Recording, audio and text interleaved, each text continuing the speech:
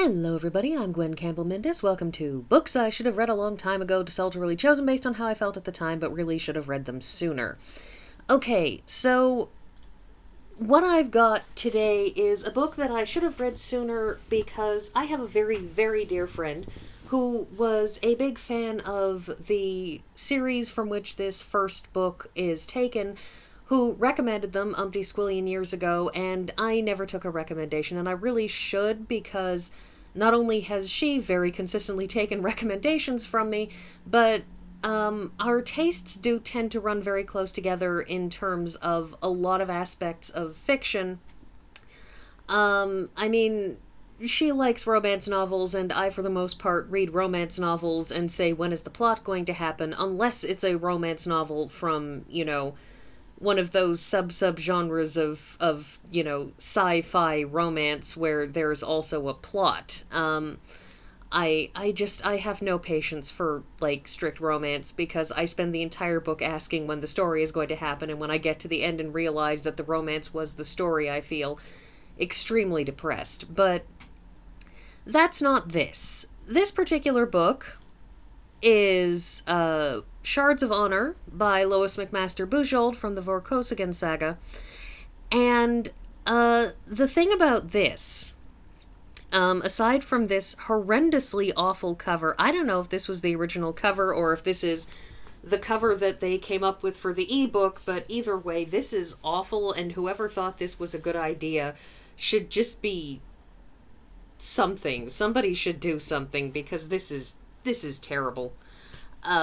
I realize that I should probably actually talk about the book itself, but you know me, I talk about the covers as well, and in this case, somebody should have said something, because this is awful. Anyway, I'm sure this is in reference to something. I have no idea what. I just think that it's terrible. Anyways, so let's talk about this book. This is in some ways very much a Romeo and Juliet sort of story. The two of them are from opposing regions. He is from not Russia and she is from not America. As happens with many books that were written in the 70s and 80s, it was a fairly consistent trope to have opposing sides be pseudo-Russian and pseudo-American.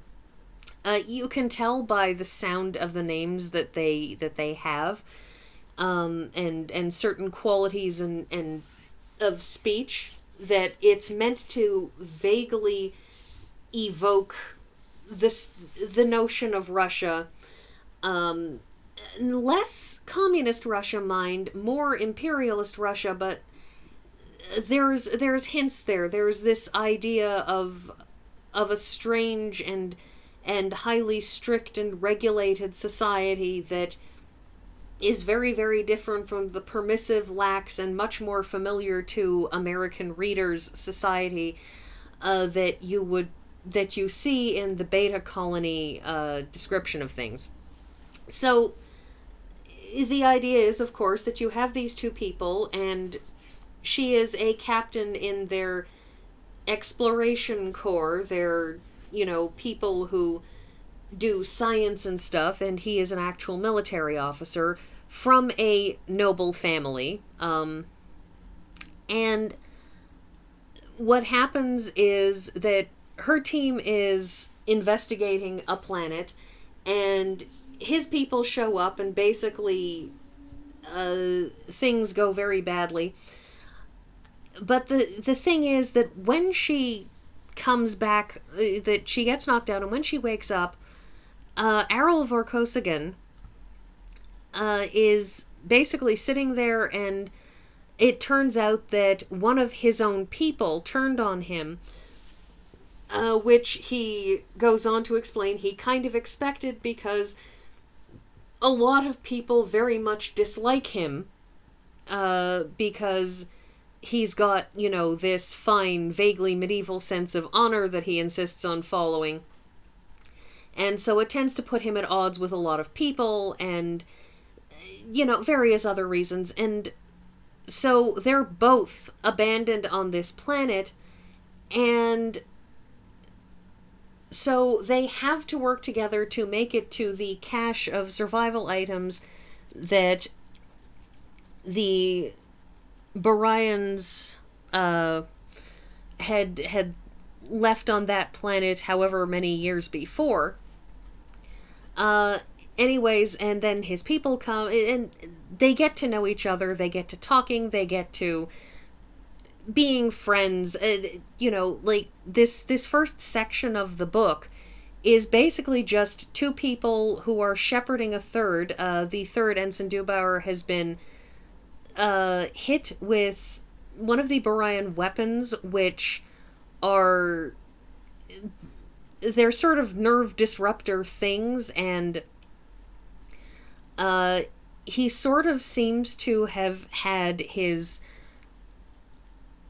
upper level thinking severed from everything else, that he literally is kind of just running on pure instinct, that there's nothing there. There's just this person running on instinct. It kind of, later in the book, when we find out that his mother has had to quit working to take care of him, it sort of bears out what Vorkosigan says when they first find out that Dubauer is technically alive, that he says, well, he might as well be dead. I can kill him right here, and just save us all the trouble. And she says no, because he's still walking and breathing and blinking and reacting. But it becomes clear sort of by the end of the book that really, in effect, he's gone. Like, maybe arguably, theoretically, he's trapped in his own head, but the point is, he's not physically able to interact, he's not mentally able to interact with the world in any way. He can't communicate, he doesn't seem to be in a full thinking state anymore. But they shepherd him all the way anyways at her insistence, and the two of them, they become, in effect, friendly. They get along, they, go through stuff. And not long before they go their separate ways, when she sort of, manages, when her people come for her, having ignored her orders to go home and warn everybody about this incumbent invasion that she's found out about, she told them, go, don't wait for us, don't wait for anything, there are more of you than there, on that ship than me, go home, you can do, and they ignore her and they come rescue her anyways. And she has to escape with them. It's not just a matter of, wanting to go home, it also becomes a matter of, honor and duty say that if you have the opportunity to escape from enemy combatants, that this is kind of your duty and you have to do that. But by this point in time, and it's been a good couple weeks, they have gotten to know each other, and he's proposed marriage to her, and it's unexpected and it's odd and it's very, very quick. But the interesting thing is, he comes from a place where people have arranged marriages. That it's implied that he, at one point, had an arranged marriage himself.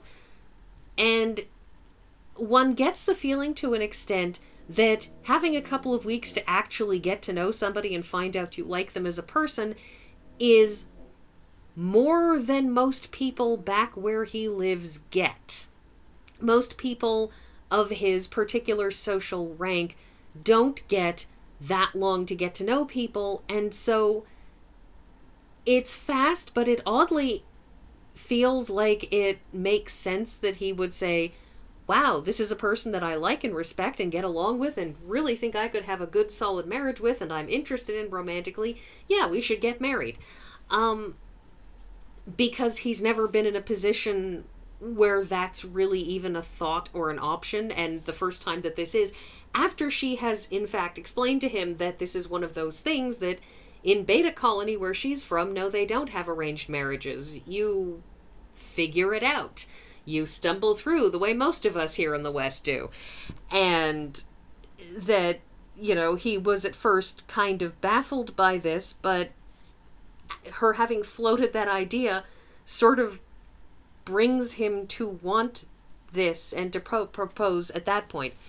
There's then a time jump, and a war has been started. Barrayar has attacked other people, which, you know, we knew was coming, and she gets captured, and again, various things happen. They meet up again, and it's like there's sort of this, they go, and then she gets back home, and then they meet up and go through things, and then she gets back home again. The last time, the time that leads to them getting married, is her escaping because her people have become convinced that she has been suborned by the Baryons, because she has emotional reactions to mentions of people, and so it's kind of, there are some extremely ethically problematic things done, which are, they're the kinds of ethically problematic things that from the outside you understand why those exist, that, you know, they fall under the same sort of auspices as, you know, the fact that when people are suffering from severe psychological issues, sometimes those close to them can be asked to give permission to have somebody be forcibly treated with psychiatric drugs or what have you because they are a danger to themselves or others, and so they have to be taken out and put into forcible treatment because they will not come in themselves, and, you know, like I said, danger to themselves and others, and so this is, you know, there are external circumstances that obviate the need or force one to put aside the need to have somebody's actual consent because they are not in a fit state to be granting consent. And, you know, arguably from the perspective of the Beta Colony officials, they think that she's irrational, but since she isn't, it's a problem. Anyways, so this was pretty good. It was enjoyable. It was fun. The developing relationship was good. A very, very heavy focus on that. Also, one of the things that helps, for me at least, is because I'm not a big hard sci-fi fan. I am a little bit, I tend to be less interested in nuts and bolts of science fiction. I also tend to find that hard sci-fi has a much grittier edge of darker realism that, you know, I'm an escapist reader. I don't really want the dark edge of gritty realism in what I read because I'm not, I read to pretend the world is happy. So, so this very much leans into the, no, there isn't magic, but spaceflight just works like this, can we just go with it? You know, in kind of the same way that it works in Star Trek, where you say, yes, that's how that works, just go with it, please stop analyzing the science, we're not here for that. So, you know, it does very much fall within the wheelhouse of things I enjoy, and this may wind up, the rest of this series may wind up cropping up in the ordinary run of things. It won't for the moment because I'm doing something else, as you may have noticed in the weeks leading up to this, but, yeah, so yeah, I should have read this years ago, and all my apologies to my very dear friend, who I have known for, like, ever, for not having listened to you because you were right and I was wrong.